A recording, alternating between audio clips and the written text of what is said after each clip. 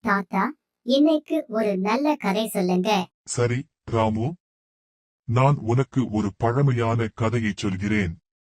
நீ கவனமாக கேட்க வேண்டும். பழமையான கிராமம் ஒன்றில் பெரிய ராஜா ஒருவர் வாழ்ந்து வந்தார். அவர் எப்போதும் மக்களுக்காக நல்லது செய்வார். அந்த ராஜாவுக்கு ஒரு மகன் இருந்தான். அவன் பெயர் ராஜன். ராஜன் மிகவும் சுறுசுறுப்பானவன். அவனுக்கு நாட்டு மக்களின் குறைகளை தீர்க்க ஆர்வம் இருந்தது. ஒரு நாள் ராஜன் ஒரு விஷயத்தை அறிந்தான். அவரது ராஜ்யத்தில் உள்ள ஏழை மக்கள் மிகவும் கஷ்டப்படுகின்றனர். அவன் இதை தன்னுடைய தந்தையிடம் கூறினான்.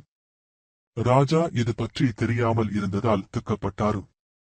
ராஜன், தந்தையே, நாம் ஏழை மக்களை உதவ வேண்டிய கட்டாயம் உள்ளது.